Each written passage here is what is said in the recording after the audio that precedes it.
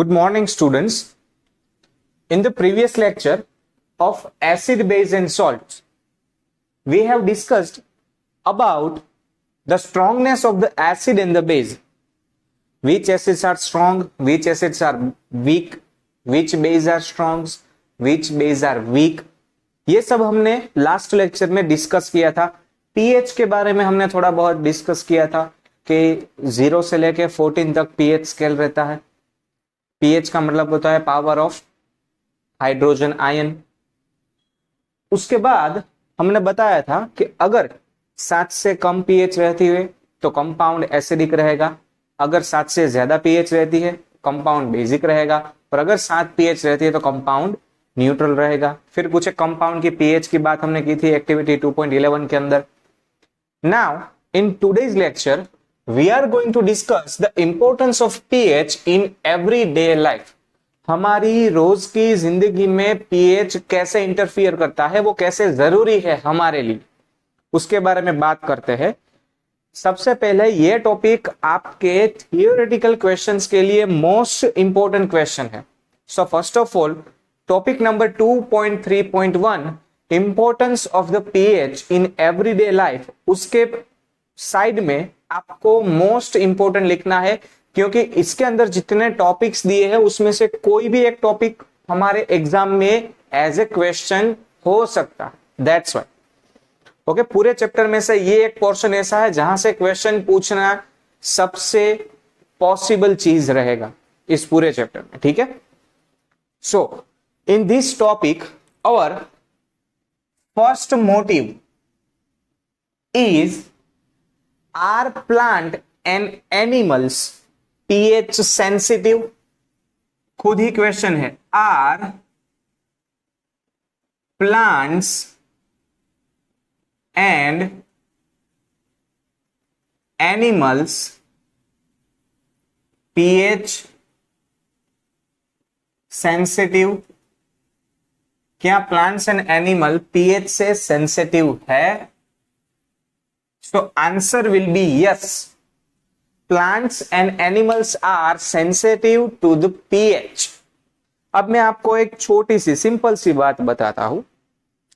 Venus जो है, Venus के ऊपर जो एटमॉस्फेयर है वो एसिडिक है, वहां पे येलोइश क्लाउड्स है, सल्फ्यूरिक एसिड के क्लाउड्स है। जैसे हमारे यहाँ पानी के क्लाउड्स बनते हैं, वीनस पे सल्फ्यूरिक एसिड के क्लाउड्स बनते हैं। सोचो अगर आज सल्फ्यूरिक एसिड के क्लाउड्स है तो आप जिंदा रह पाओगे? नो, ऑब्वियसली वहां पे पीएच बहुत ही कम है, तो वहां पे सरवाइव करना नामुमकिन होगा हमारे लिए। इन द सेंस कोई एक रेशियो होगा, कोई एक पर्टिकुलर नंबर होगा, उस पीएच के ऊपर हम सरवाइव करते हैं, एनिमल सरवाइव करते हैं, प्लांट्स सरवाइव करते हैं। In the sense we are pH sensitive animals. Okay, our body works within, ये ह्यूमंस के बारे में बात की गई है, our body works within the pH range of 7 to 7.8।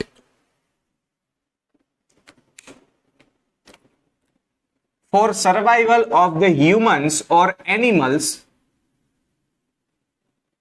pH range should be 7 to 7.8। हमारे आसपास जो एटमॉस्फेयर है उसका एटमॉस्फेयर, हमारे इकोसिस्टम का एटमॉस्फेयर पीएच रेंज 7 से 7.8 के बीच का रहना चाहिए, तभी ह्यूमंस, एनिमल्स, प्लांट्स सरवाइव कर सकते हैं इसी पीएच रेंज के बीच में। इससे ज्यादा या इससे कम पीएच हमारे लिए बहुत ही हार्मफुल है। Living organisms can survive only in the narrow range of the pH change. इसके बीच का अगर कोई पीएच चेंज है तो हम सरवाइव कर सकते हैं। अगर इसके 7 से कम पीएच हुआ तो हम सरवाइव नहीं कर सकते, 7.8 से अगर ज्यादा पीएच हुआ तो हम सरवाइव नहीं कर सकते। That is the point over here. When pH of rain water is less than 5.6 it is called acid rain. PH less than 5.6 of rainwater is called acid rain. अब एसिड रेन क्या है, कैसे होती है, थोड़ा बहुत आइडिया हमें 9th में था इसके बारे में। अगर जो रेन होती है उसका पीएच 5.6 से भी कम है तो उस रेन को एसिडिक रेन कहा जाता है।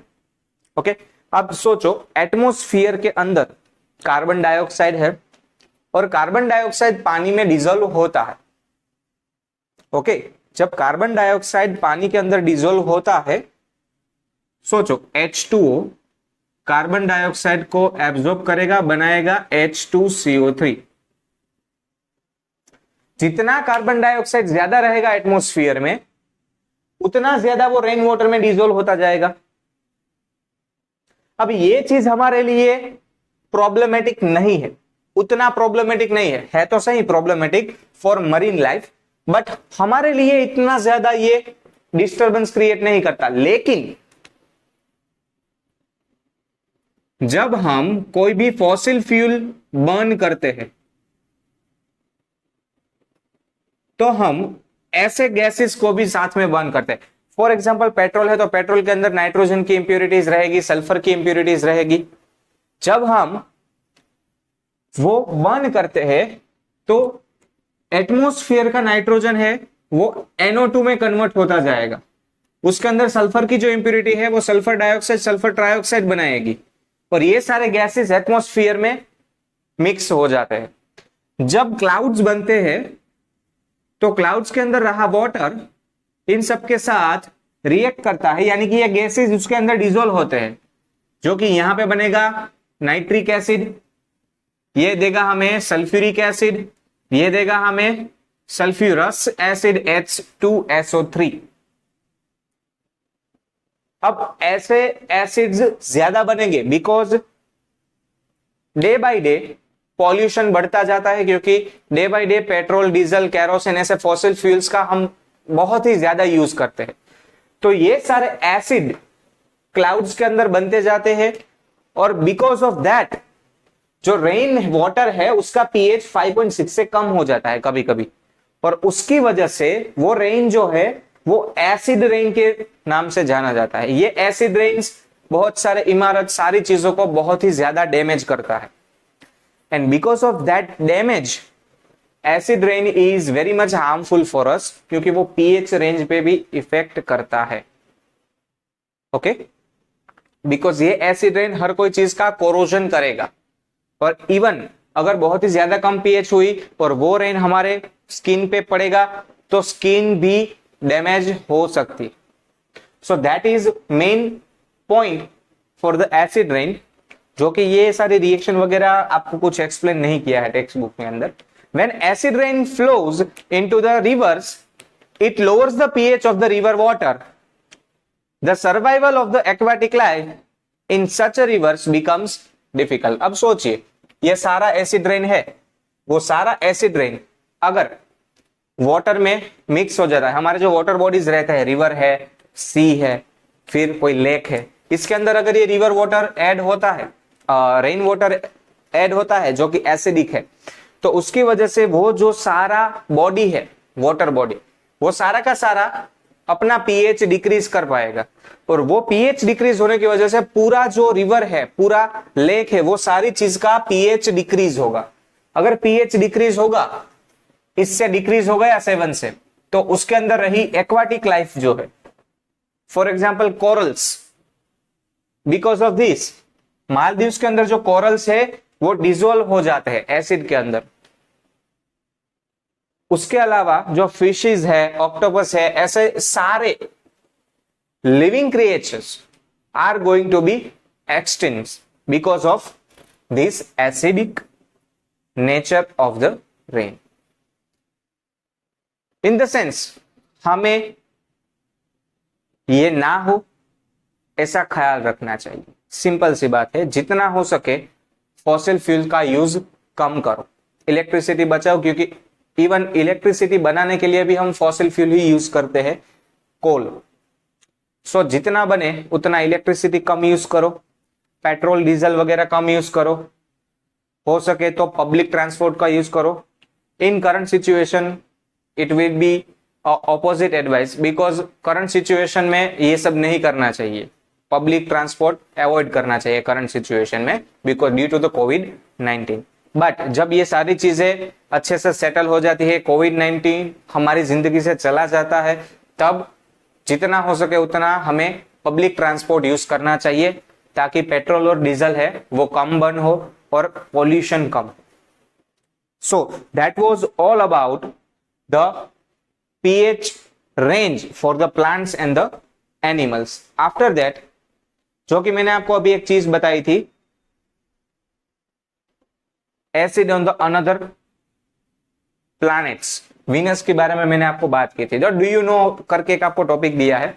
The atmosphere of the Venus is made up of the thick white and yellowish clouds of the sulphuric acid. अब सोचो वहां पे आप सरवाइव कर पाओगे? नहीं, क्योंकि उसका पीएच रेंज इसके बीच में नहीं रहेगा, काफी कम रहेगा।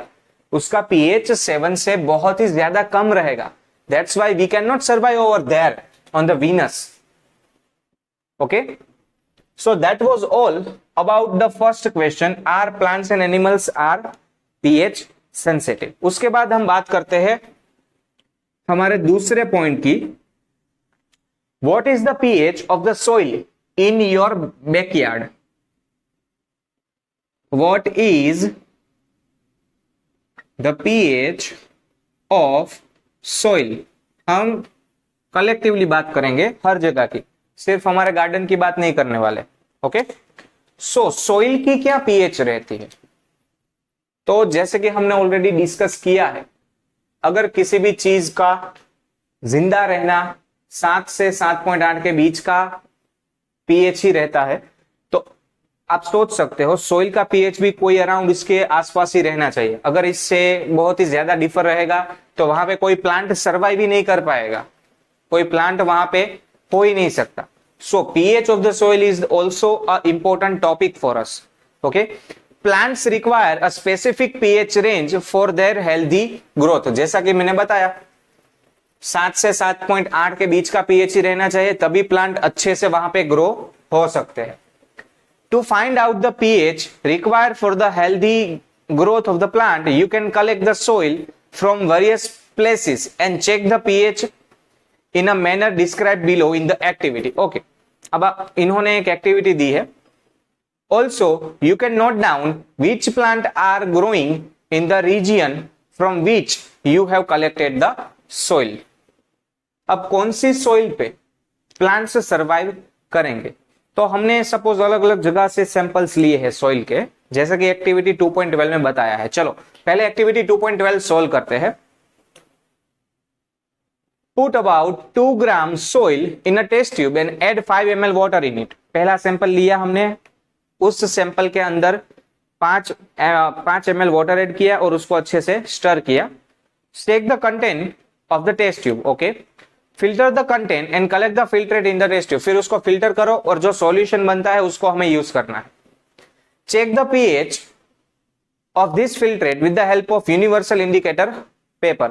अब लास्ट लेक्चर में हमने यूनिवर्सल इंडिकेटर पेपर यूज किया था, उससे उस सॉल्यूशन का पीएच हमें मेजर करना है।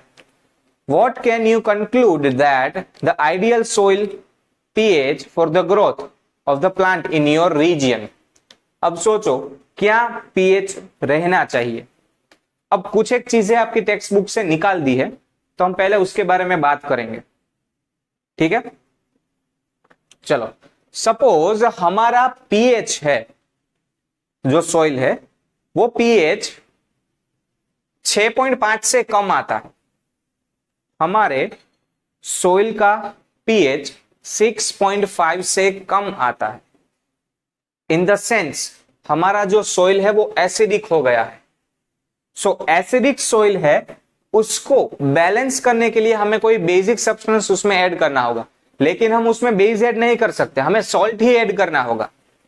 तो उसके लिए हम बेकिंग सोडा यूज कर सकते हैं, लाइमस्टोन यूज कर सकते हैं। तो अगर आप एसिडिक सॉइल के अंदर लाइमस्टोन ऐड करोगे, जिप्सम एसिडिक है तो जिप्सम हम ऐड नहीं कर सकते, लाइमस्टोन ऐड करना होगा। जैसे कि आप लाइमस्टोन उसके अंदर ऐड करोगे, सॉइल जो है वो वापस से अपना ओरिजिनल फॉर्म यानी कि अपना पीएच रेंज 6.5 से बढ़ा देगा और उसके अंदर चीजें वापस से ग्रो होना स्टार्ट हो जाएगी। सपोज हमारा सॉइल अल्कलाइन हो चुका है, 7.8 से उसका पीएच ज्यादा हो गया, यानी कि अल्कलाइन सोइल हो गया है, तो हमें उसके अंदर जिप्सम ऐड करना होगा, C8SO4। जिप्सम अगर आप उसके अंदर ऐड करोगे तो वापस से सोइल जो है वो हमारी रेंज में आ जाएगा और वहां पे चीजें ग्रो होना स्टार्ट हो जाएगी। Okay, so pH is also important for the soil so that plant can smoothly grow in the soil. After that, our third question will be pH in our digestive system. जो कोई भी चीज हम खाते हैं वो चीजें अच्छे से डाइजेस्ट कैसे होती है हमारे सिस्टम में, उसके बारे में। सो pH in our digestive system,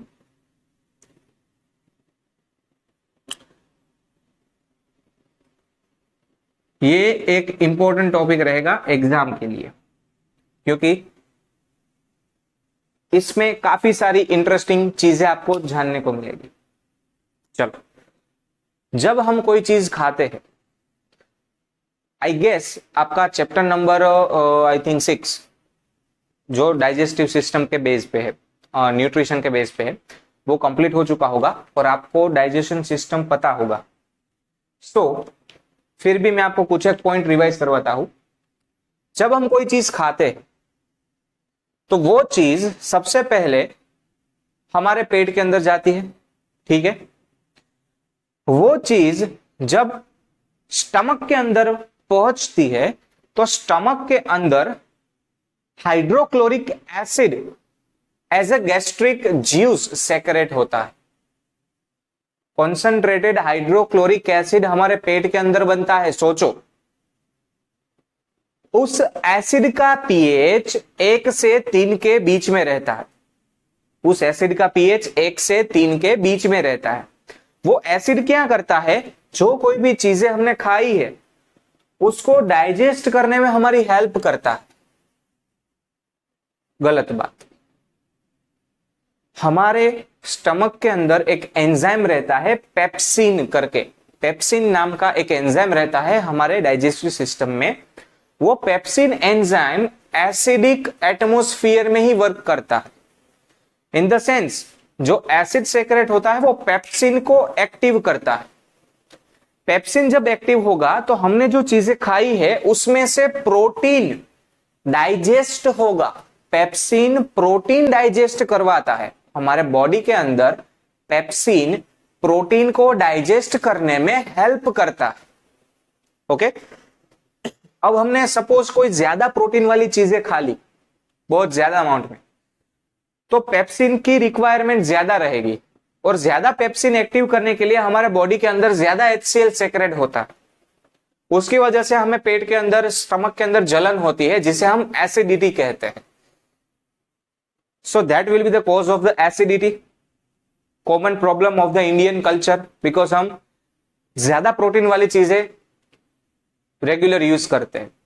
अब उस एसिडिटी को कैसे क्योर किया जाता है, तो हम उसके अंदर एंटासाइड्स उस पर्सन को देंगे। अब व्हाट इज एंटासाइड? एंटासाइड का मतलब ऐसा है जो एसिडिटी के क्योर में यूज होती है, ऐसी मेडिसिन। ओके, तो हम उसको बेकिंग सोडा देते हैं, मार्केट से इनो खरीद के देते हैं। मिल्क ऑफ मैग्नीशिया होता है इनो के अंदर। सो उसको हम बेसिक चीजें खिलाएंगे ताकि जो उसका stomach because of acid disturb हुआ है वो वापस से सेटल हो जाए। सो आपकी टेक्स्ट बुक में क्या चीजें बताई गई है डाइजेस्टिव सिस्टम के बारे में, उसके बारे में हम बात करते हैं। It is a very interesting to note that our stomach produce hydrochloric acid, जैसा कि मैंने आपको बताया। It helps in the digestion of the food without turning the stomach, stomach को हार्मिंग द स्टमक, स्टमक को हार्म किए बिना वो हमारे फूड को डाइजेस्ट करता है। During the ingestion in the sense खाना, stomach produce too much acid and it cause pain and irritation. To get rid of this pain, people use bases called antacids. अब जब हम ज्यादा खा लेते हैं तो उसकी वजह से ज्यादा एसिड सेक्रेट होता है और वो पेन और इरिटेशन क्रिएट करता है, जिसे हम एसिडिटी कहते हैं, और उसके क्योर में हम यूज करते हैं antacids. Okay, one such remedy must have been suggested by you at the beginning of this chapter.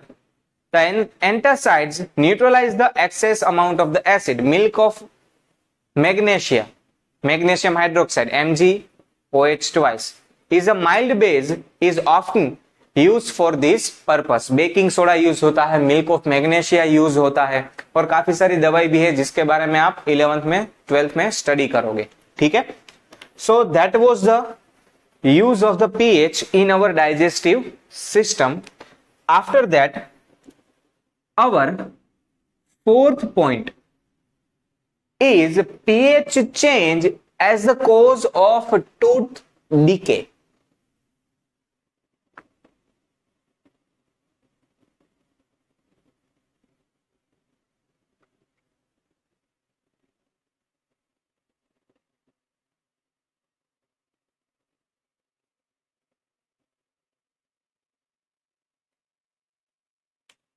दांतों में सड़न होना, दांतों का सड़ना। आपको कभी कभी बहुत ज्यादा दांतों में पेन होता है तो आपको वो टूथ निकलवाना पड़ता है, तो वो पेन क्यों होता है? Because of the decaying of the tooth, tooth का डिके होना, उसकी वजह से हमें पेन होता है। ठीक है, अब ये चीज पीएच से कैसे रिलेटेड है उसके बारे में बात करते हैं। ओके, हमारे जो टूथ है उसके ऊपर कैल्शियम फोस्फाइड का हार्ड कवर रहता है। Calcium phosphide Ca3PO4 twice, calcium phosphate का हार्ड कवर रहता है, Ca3PO4 ट्वाइस। हमारे जो टीथ है उसका आउटर लेयर हार्ड है और वो किससे बना है? कैल्शियम फोस्फेट से बना है।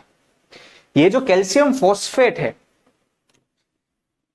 जब हमारे माउथ का पीएच एसिडिक हो जाएगा, यानी कि बहुत ही कम हो जाएगा, तब ये कैल्शियम फोस्फेट डिसॉल्व होने लगता, और ये डिसॉल्व होने की वजह से हमारे टीथ कमजोर हो जाते हैं, क्योंकि उसका डीके हुआ, टूथ डिसॉल्व हुआ उसके अंदर। अब डिटेल में बात करते हैं। जब हम कोई चीज खाते हैं तो उसके स्मॉल पार्टिकल्स हमारे टीथ के बीच की जगहों में फंस जाते हैं। ठीक है, जब हम कोई चीज खाते हैं स्मॉल पार्टिकल्स हमारे टीथ के बीच में फंस जाते हैं। अगर सपोज रात को हम कुछ खा के सो गए तो वो जो स्मॉल पार्टिकल्स है, वो जो फूड के पार्टिकल्स है, उसका हमारे माउथ के अंदर डिकेइंग स्टार्ट हो जाएगा। जब माउथ के अंदर उसका डिकेइंग स्टार्ट होता है तो वो बैक्टीरिया एसिड सेक्रेट करते हैं, और वो एसिड की वजह से हमारे माउथ के अंदर पीएच 5.5 से कम हो जाता है। जब हमारे अंदर का पीएच 5.5 से कम हो जाएगा, यानी कि वो एसिडिक एटमॉस्फेयर हो गया, तब ये कैल्शियम फोस्फेट टीथ के आउटर लेयर उसमें डिसॉल्व होना स्टार्ट हो जाएगा, और उसकी वजह से दांतों का पीला पड़ना, उसका सड़न होना, ये सारी चीजें ऐसी प्रॉब्लम्स क्रिएट होती है। तो हमें क्या करना चाहिए? जब भी कोई चीज हम खाते हैं, वो खा लेने के बाद हमें अच्छे से हमारा मुंह साफ करना चाहिए। एवरीडे 2 टाइम्स हमें ब्रश करना चाहिए। अब हम जो टूथपेस्ट यूज करते हैं वो बाय नेचर बेसिक होता है, कि उसके अंदर कैल्शियम के मिल्क ऑफ कैल्शियम यूज किया होता है, CaOH twice, slaked lime use किया हुआ होता है, ताकि हमारे अंदर का जो पीएच है वो 5.5 से ज्यादा रहे, उससे कम ना हो, और टूथ डिकेइंग ना हो। So as per your text book हम बात करते हैं आगे। Tooth decay start when the pH of the mouth is lower than 5.5। Underline it. सबसे पहले तो ये चीज याद रखनी है कि डिकेइंग कब स्टार्ट होगा। अगर पीएच 5.5 से कम हो जाएगा तब जाके टूथ का डिकेइंग स्टार्ट होता है। टूथ इनेमल यानी कि आउटर लेयर, टूथ का बाहर का layer, tooth enamel made up of calcium hydroxyapatite. Calcium hydroxyapatite Also you can say that calcium phosphate, calcium phosphate and calcium hydroxyapatite दोनों एक ही चीज का नाम है। A crystalline form of calcium phosphate, जैसा कि मैंने आपको बनाया कैल्शियम फॉस्फेट का क्रिस्टलाइन फॉर्म यानी कि calcium hydroxyapatite is the hardest substance in the body, teeth का outer layer. It does not dissolve in water, पानी के अंदर वो डिसॉल्व नहीं होता। ये calcium phosphate calcium hydroxyapatite पानी के अंदर डिसॉल्व नहीं होता है, लेकिन but it is corroded, it is dissolve in the pH in the mouth below 5.5। जब भी पीएच 5.5 से कम होगा ये डिसॉल्व होना स्टार्ट हो जाएगा। इनेमल जो है हमारे टीथ का आउटर लेयर वो डिसॉल्व होगा। Bacteria present in the mouth produce acid by digestion of the sugar and food particles remaining in the mouth after eating. The best way to prevent this is to clean mouth after eating food. जैसा कि मैंने आपको बताया, using toothpaste which is generally basic in nature for cleaning the tooth can neutralize the excess acid and prevent the tooth decay. तो उसकी वजह से जो डिकेइंग होता है हमारे माउथ के अंदर वो डिकेइंग स्टॉप हम कर सकते। ठीक है, wire. Okay.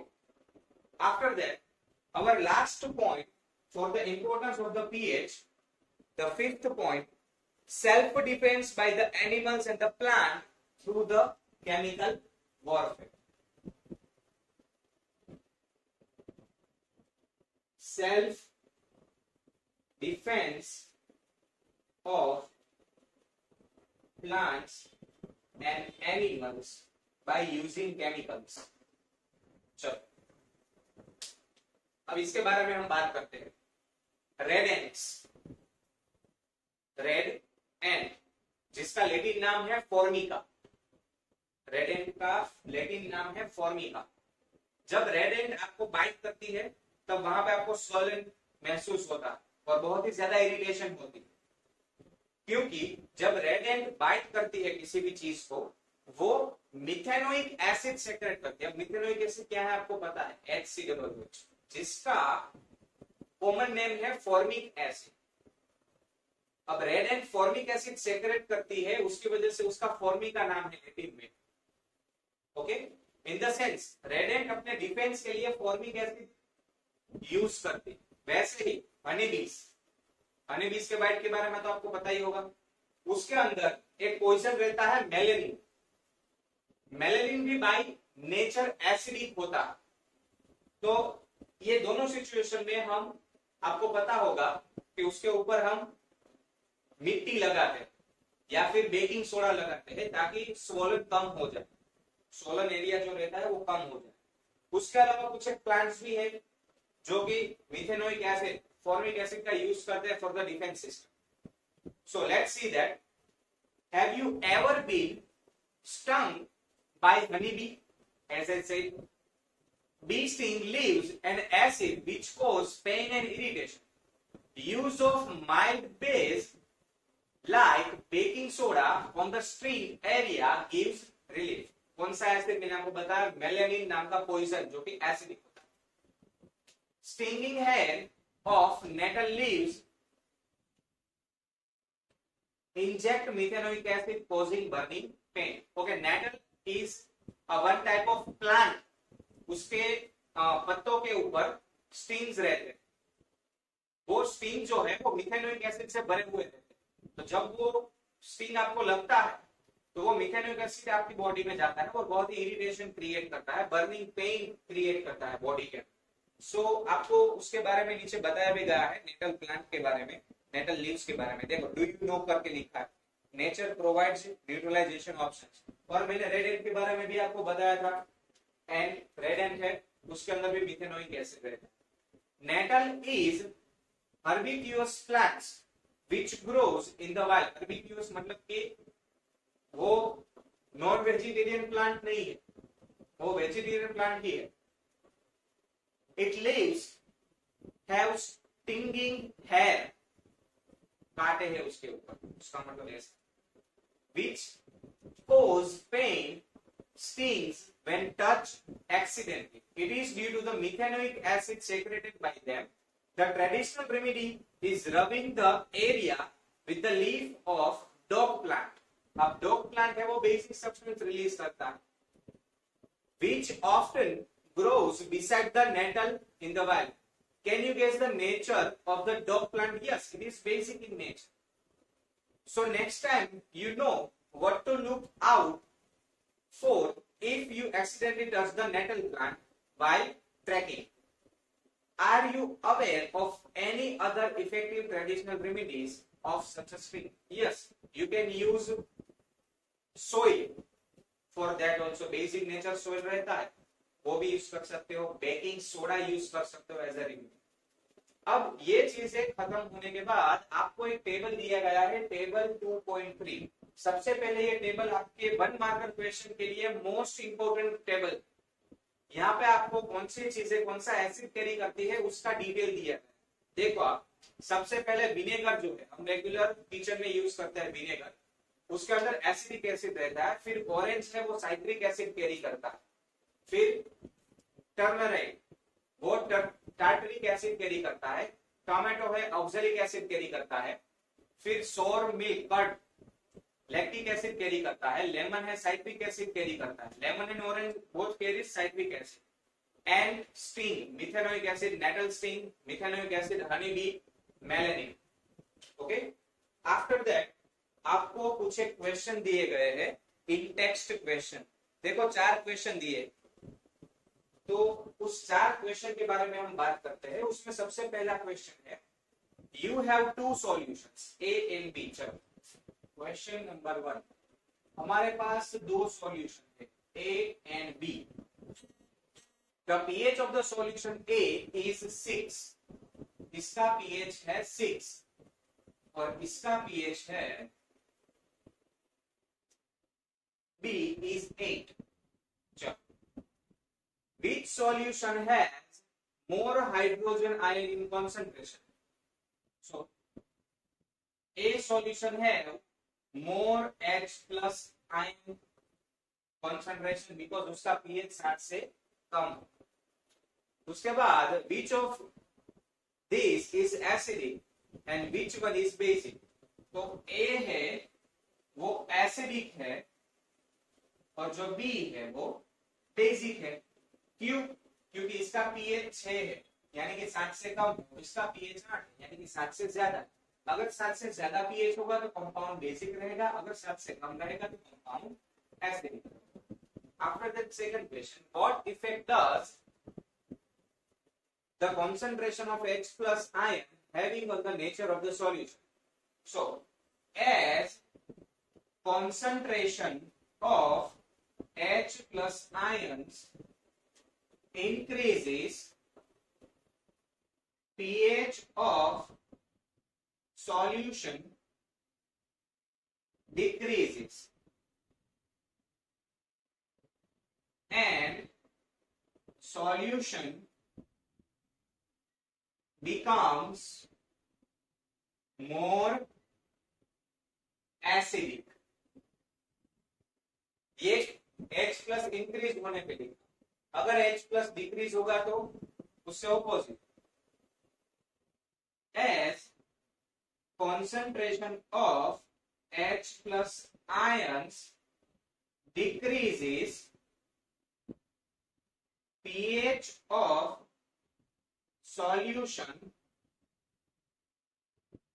increases and solution becomes less acidic. Okay. Does basic solution also have H plus ions? Basic solution के अंदर H plus आयन होते हैं. यस, लेकिन बहुत ही कम अमाउंट में होते हैं. H plus से ज्यादा कौन रहेगा? OH minus. H plus होने के बावजूद वो बेसिक क्यों? Because water carries H plus as well as OH minus. लेकिन बेसिक सॉल्यूशन के अंदर OH minus की अमाउंट H plus से ज्यादा है. That's why it is basic in nature. After that, fourth question. Under what soil condition do you think a farmer would treat the soil of his field with quicklime calcium oxide? अगर हमारा soil जो है वो acidic हो चुका है तो हमें क्विकलाइम यूज करना होगा, जैसे कि मैंने आपको बताया होगा, और स्लेक्ड लाइम और चौक कैल्शियम कार्बोनेट। कब यूज करेंगे ये सारी चीजें? अगर हमारा सोइल एसिडिक हो चुका है, और अगर बेसिक हो चुका होगा तो हम जिप्सम यूज करें, gypsum by nature acidic. So that was all about the today's lecture. In the next lecture, we will start the discussing about the salts.